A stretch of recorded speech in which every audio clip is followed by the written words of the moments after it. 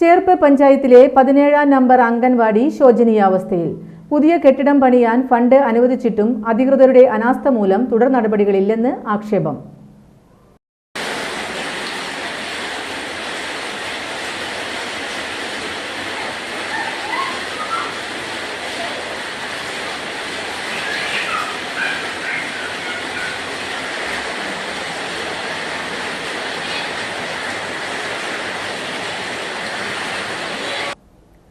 അംഗൻവാടി കെട്ടിടം ചോർന്നൊലിക്കുന്നത് ശ്രദ്ധയിൽപ്പെട്ട CC Mukundan MLA പുതിയ കെട്ടിടം പണിയുന്നതിന് MLA ഫണ്ടിൽ നിന്നും 20 ലക്ഷം രൂപ അനുവദിച്ചിരുന്നു.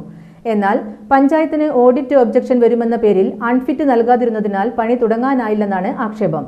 നിലവിൽ മഴ പെയ്താൽ ചോർന്നൊലിക്കുന്ന കെട്ടിടത്തിൽ കുട്ടികളെ പഠിക്കാൻ അയക്കില്ലെന്നാണ് രക്ഷിതാക്കളുടെ നിലപാട്. മഴ പെയ്ത് ചോർന്നൊലിക്കുന്ന കെട്ടിടത്തിൽ വെള്ളം കെട്ടിനിൽക്കുന്നതിനാൽ കുട്ടികൾ ചുമയും അലർജിയും പോലുള്ള രോഗങ്ങൾ വരുന്നതായും രക്ഷിതാക്കൾ പറയുന്നു. പുതിയ കെട്ടിടം പണിയുന്നതിന് പ്രതിസന്ധി നിലനിൽക്കുന്ന സാഹചര്യത്തിൽ താൽക്കാലിക സംവിധാനത്തിലേക്ക് അംഗൻവാടി പ്രവർത്തനം മാറ്റാനെങ്കിലും അധികൃതർ അടിയന്തരമായി തയ്യാറാകണമെന്നാണ് ആവശ്യം.